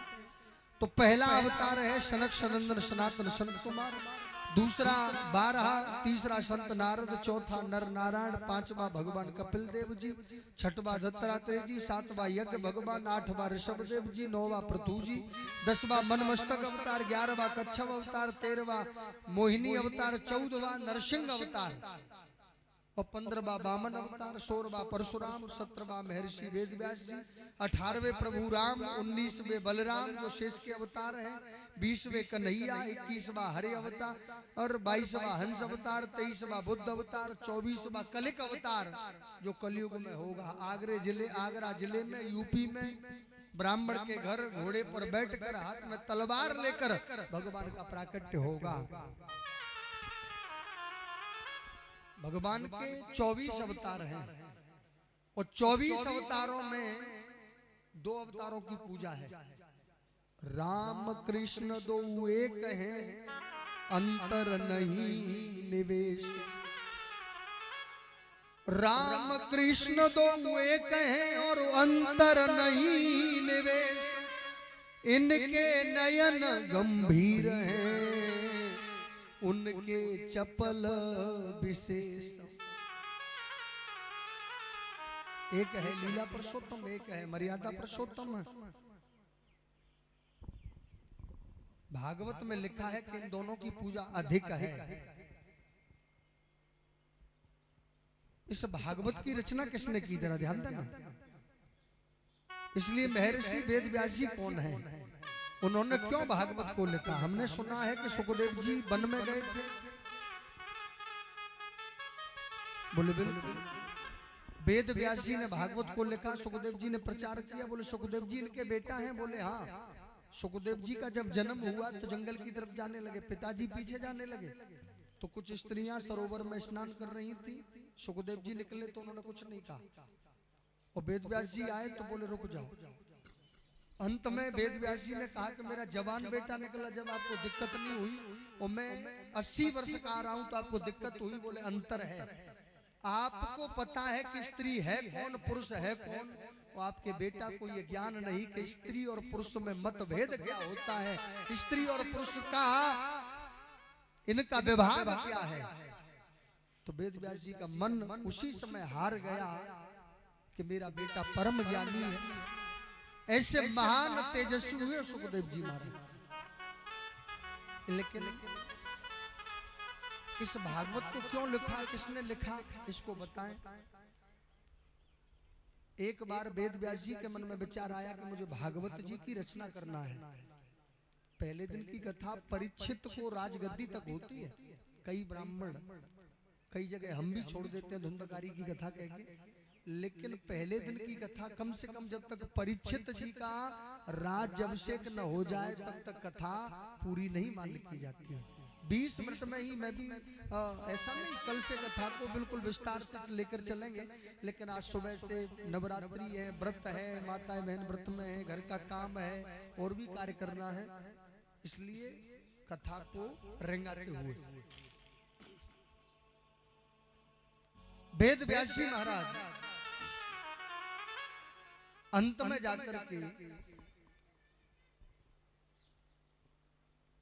वेद व्यास जी की मां का नाम है सत्यवती। वेद व्यास जी जंगल में जाने 12 वर्ष की उम्र में जाने लगे।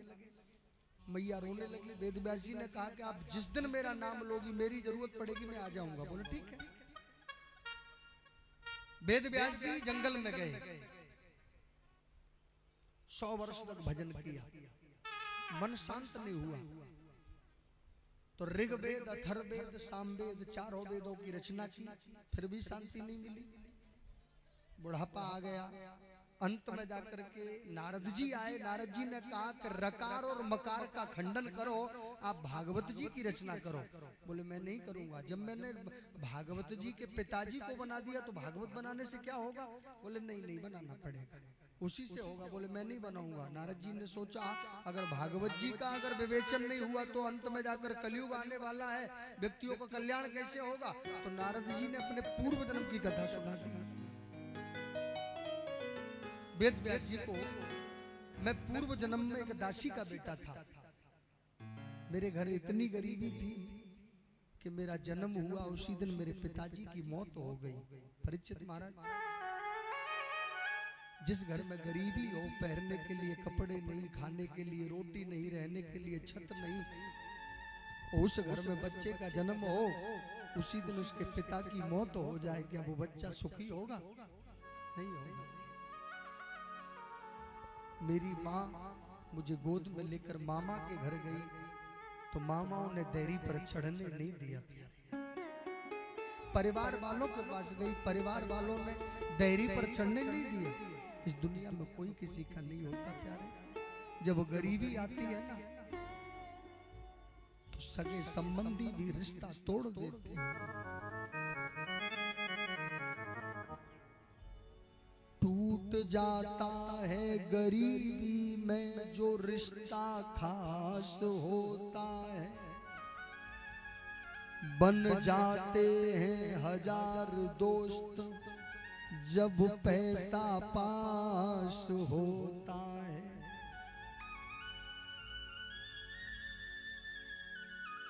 माने परिवार वालों ने निकाल दिया, मामाओं ने निकाल दिया। मेरी माँ मुझे गोद में लेकर जंगल में भ्रमण कर रही थी। प्यारे 88,000 महात्मा रोने लगे। इस दुनिया में कोई किसी का नहीं।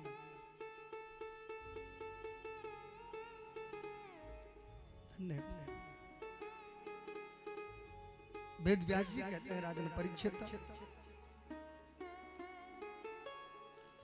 अंत में जाकर उन्होंने केवल एक ही काम किया। महात्मा जी के आश्रम पर आए। महात्मा जी ने उन्हें रहने के लिए जगह दी, सत्संग सुना, रामायण सुनी, ज्ञानी बेटा हो गया। मेरा नाम रामदास रख दिया। चतुर्मास 4 महीने बरसात के आते से चतुर्मास कहते हैं। बड़े बड़े ऋषि मुनि एक ही जगह 4 महीने तक सत्संग करते हैं। हरिद्वार के कुछ महात्मा आए, वो इनके आश्रम पर रहे, रामायण का पाठ किया, रामदास की मित्रता हो गई, गुरु बना लिया। और वो महात्मा जाने लगे तो रामदास 5 वर्ष के हो गए, वो भी जाने लगे। तो रात्रि में रामदास की माँ महात्मा जी के पास गई, गुरुजी के चरणों में प्रणाम किया। गुरुजी, भरी जवानी में तो मेरा पति मुझे छोड़कर चला गया, मैंने जीवन में सुख नहीं देखा। राधे राधे। भरी जवानी में पति छोड़कर चला गया, इस बच्चे के सहारे से मैंने जीवन को व्यतीत करना चाहा।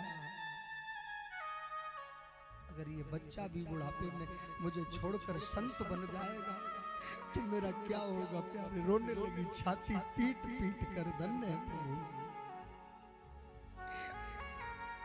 सर पटक दिया महात्मा जी। धन्य है प्रभु।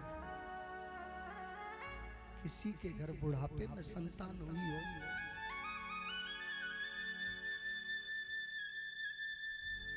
उस बच्चे के सहारे पर माता पिता का जीवन है।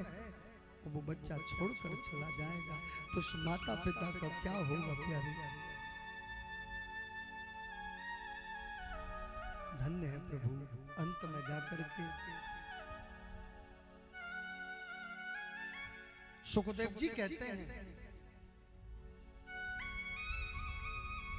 महात्मा जी ने मंत्र लिख कर दिया रामदास को कि जिस दिन माता जी से छुटकारा हो जाए इस मंत्र को पढ़ लेना। बोले ठीक। महात्मा जी चले गए। रामदास जंगल में लकड़ी लेने गया। समय देखिए हुआ क्या, मैया गौशाला में दूध निकालने लगी, काला सर्प आया और काले सर्प ने माँ को डस लिया, माँ की मौत हो गई।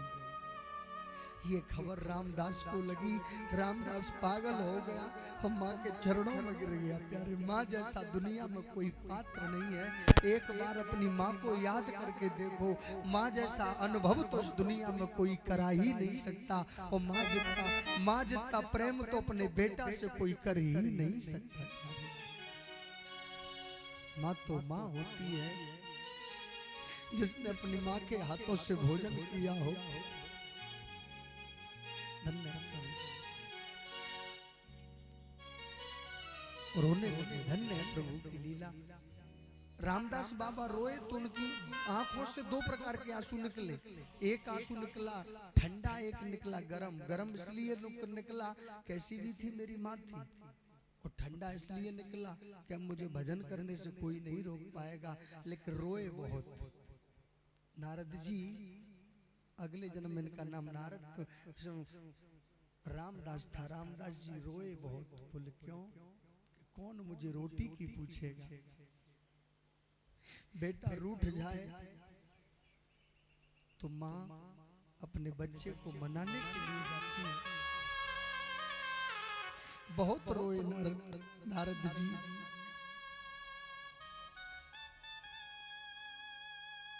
धन्य है प्रभु।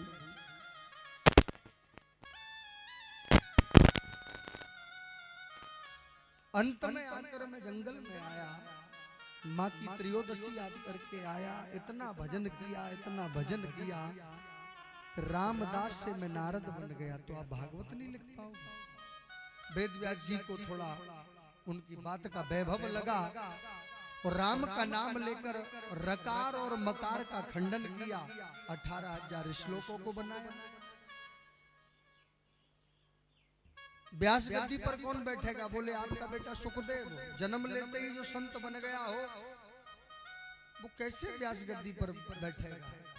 शिष्य को भेजा, शिष्य ने खबर दी।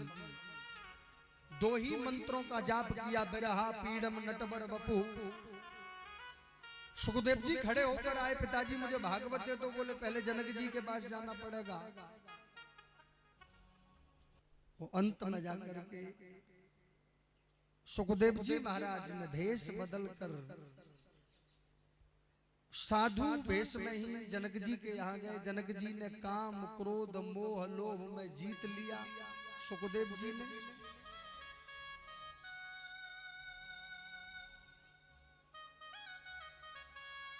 विश्व विजेता बनाया। और वेद व्यास जी ने अपने पुत्र सुखदेव को भागवत समर्पित कर दी। बोलिए सुखदेव जी महाराज की। वो अंत में जाकर के यही है वो सुखदेव जिन्होंने राजा परीक्षित का कल्याण किया। समय का अभाव है, कथा बहुत लंबी है, इसलिए आज की कथा का विराम यही रहेगा। परीक्षित जी पांडव परिवार के लिए कथा का, कल आपके बीच में महाभारत की कथा होगी। कल आपके बीच में सृष्टि का वर्णन होगा। कल आपके बीच में विदुर और विदुरानी की कथा होगी। और कल आपके बीच में सुंदर सुंदर कथाओं का आनंदित किया जाएगा। अब परीक्षित और सुखदेव जी का कल बड़ा संवाद होगा। उस संवाद को हम और आप सुनेंगे। आज की कथा का विराम यही रहेगा। तो केवल निवेदन है हमारा, कल से जो कथा सुनने के लिए पधारेंगे, जो आएंगे वो खाली हाथ नहीं आएंगे, कुछ न कुछ लेकर आएंगे। 3 जगह भगवान के मंदिर में, गुरु के घर और मित्र के घर कभी खाली हाथ नहीं जाना चाहिए। पुष्पम फलम पत्रम। अगर आपके पास में अन्न नहीं है, अगर आपके पास में धन नहीं है, अगर आपके पास में फल नहीं है, तो तुलसी दल का पत्ता लेकर आए, पंचामृत लेकर आए, अन्नदान लेकर, जो भी आपसे बने वो लेकर के आए और पधारें। जीवन की यही सच्चाई है कि मंदिर में आए, श्रद्धा और भक्ति के साथ आए। और कल आपके बीच में महाभारत की कथा होगी और कंजूसी बिल्कुल नहीं करेंगे, परम आनंद के साथ में कथा कहेंगे। इसलिए प्रेम और भाव के साथ में ठाकुर जी का एक सुंदर सा भजन और फिर आरती। उन्ना राम नाम लीनो।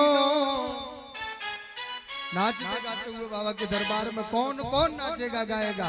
अरे प्यारे, अपने बेटे के विवाह में नाचोगे तो नरक में जाना पड़ेगा, और भगवान के दरबार में नाचोगे तो स्वर्ग मिलेगा, और जो मांगोगे वही मिलेगा। और कहा है ना, मैं नहीं कह रहा, भागवत में लिखा है, अरे बेटा की सगाई मांगना है मांग लो, बेटा की नौकरी मांगना है मांग लो, लेकिन ठुमका तो लगाना पड़ेगा दरबार में। प्यारे वो सुनो, पंडित जी महाराज ऐसे आगे खड़ा, यूट्यूब पे कथा चल रही है, ऐसे नहीं, आगे बगल में किया करो जो भी काम करना है। उस कथा को पूरा हिंदुस्तान देख रहा है। यूट्यूब चैनल के माध्यम से ये कथा हर जगह इसका प्रसार हो रहा है और प्रचार हो रहा है यूट्यूब चैनल के माध्यम से। और चैनल का नाम है दिनेश शास्त्री जी दंदरुआ धाम। आप यूट्यूब पर बोलोगे तो पुनः ये कथा आपको आपके घर पर ही प्रेम और आनंद के साथ में सुनाई और दिखाई आजीवन तक प्रतिपाद रहेगा। इसलिए प्रेम के साथ नाच देगा तो हरि बोल। नारा में नाम लीनो। सबसे पहले हमारी परीक्षितनी भैया खड़ी हो जाएंगी। तन भरी जबानी में। क्या बात है। और सुनो, आज एक बात ताली बजा दो उनके लिए। क्या बात है। नेक जगह पर ठुमका लगाते हुए प्यारे कैसे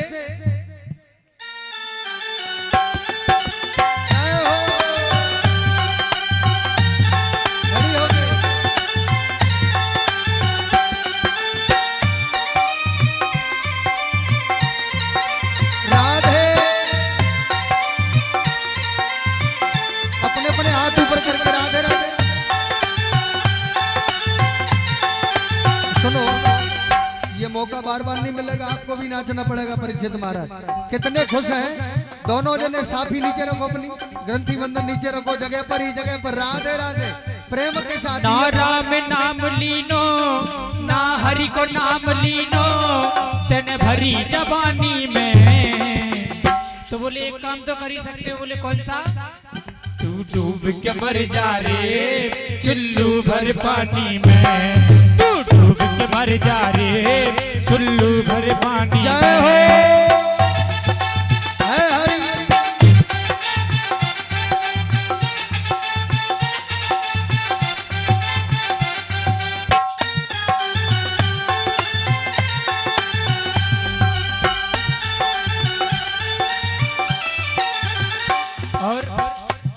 क्यों करता है मेरा मेरा, यह कुछ भी नहीं है तेरा।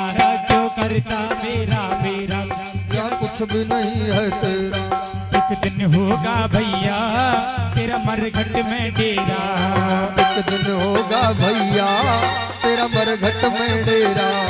कुछ कमा नहीं पायो, कुछ कमा नहीं पायो, सारो जीवन खोयो, सारो जीवन खोयो। अरे यूं आना कानी में तू डूब के मर जा रे चिल्लू भर पानी में। तू डूब के मर जा रे चिल्लू भर पानी में।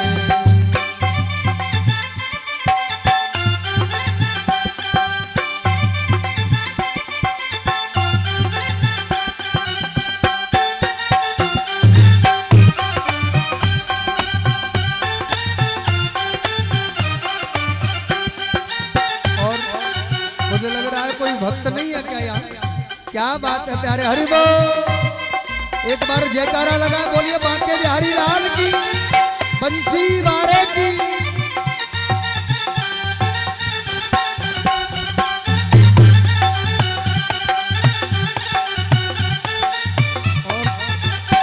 आरती की तैयारी है, सभी लोग अपनी अपनी जगह पर खड़े हो जाएं। सभी लोग, सभी भक्त अपनी अपनी जगह पर खड़े हो जाएं। अब शर्मने वाली बात नहीं, अब शर्मने वाली बात नहीं, अब तो जगह पर नाचना ही पड़ेगा। और खेले लांगुरिया भवन में खेले लांगुरिया, हो खेले लांगुरिया भंवर में खेले लांगुरिया। वो खेला वो अम्बे और काली मैया के भवन में बुटवन खेले लांगुरिया।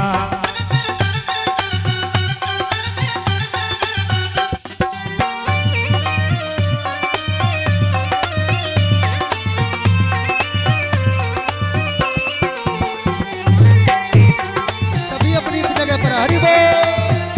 जो मांगना है वही मांग ले मैया रानी से। हरि बोल। अरे ग्वालियर की गैल में एक लंबो पेड़ खजूरे, ग्वालियर की पेड़ खजूर। अरे ग्वालियर की गैल में एक लंबो पेड़ खजूरे,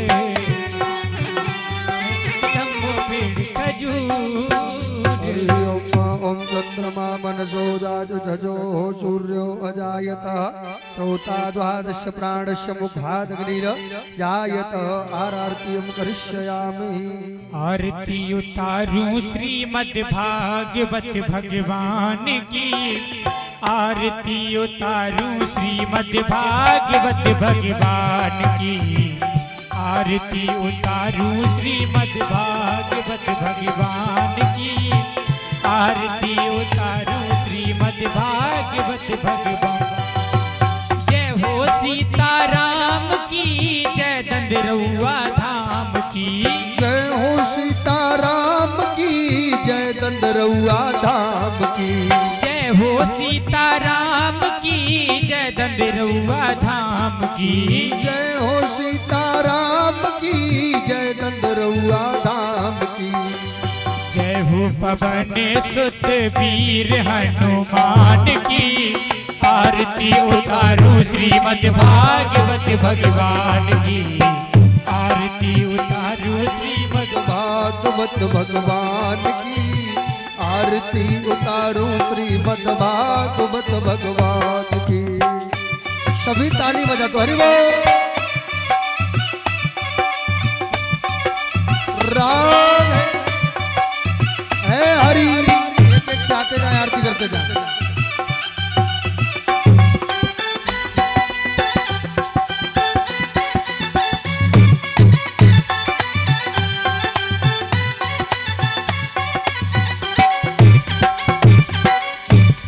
और राधा कृष्ण है कृष्ण ही राधा, राधा कृष्ण है कृष्ण ही राधा, राधा कृष्ण है कृष्ण ही राधा, राधा कृष्ण है कृष्ण ही राधा। एक प्राण दो रूप अगाधा, एक प्राण दोनों के अगाधा, एक प्राण दो रूप अगाधा, एक प्राण दो रूप अगाधा। सागर में लहरें जैसे, सागर में लहरें जैसे, लहरों में सागर जैसे, लहरों में सागर जैसे। ऐसे करेंगे प्रिय प्यारे श्यामा श्याम की, आरती उतारो श्रीमद् भागवत भगवान की, उतारो श्रीमद् भागवत भगवान की, आरती उतारो श्रीमद् भागवत भगवान की। जय हो सीताराम की, जय हो सीताराम की जय चंद्रुआ धाम की जय हो मथुरा गांव की जय वृंदावन धाम की जय हो मथुरा गाम की जय वृंदावन धाम की जय हो पवन सुत वीर हनुमान की आरती उतारू श्रीमद् भागवत भगवान की आरती उतारू श्रीमद् भागवत भगवान की आरती उतारू श्रीमद् भागवत भगवान की कर्पूरी गौरम करुणावतारम संसार सारम भुजगेन्द्रहार सदा वसंगम हृदय बिंदे भवम भवानी सहितं तमेव माता च पिता तमेव बंधु च सखा तमेव वेद्या द्रवणं तमेव सर्वं मम देव हरे राम राम राम हरे हरे हरे कृष्णा कृष्ण कृष्ण हरे हरे हरे राम हरे हरे हरे कृष्णा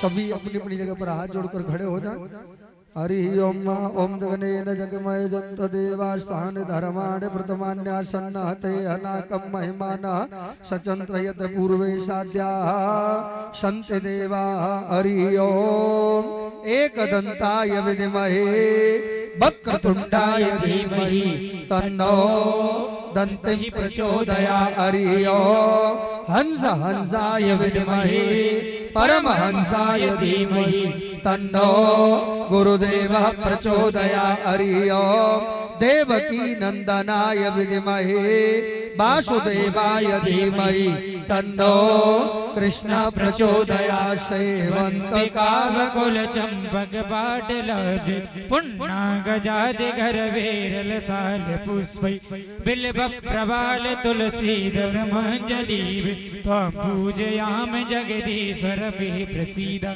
नाना सुगंध पुष्पाणि यथा कालो भवानि च पुष्पांजलिर्मया दत्ता घ्राणा परमेश्वर सुमनि सुगंधित सुमनि भव सुमनि सुबुद्धि विचार पुष्पांजलि अर्पण करो सु ठाकुर जी महाराज करो स्वीकार मंत्र सुगंध पुष्पांजलि समर्पयामि। बोलिए भागवत भगवान की जय हो। हनुमान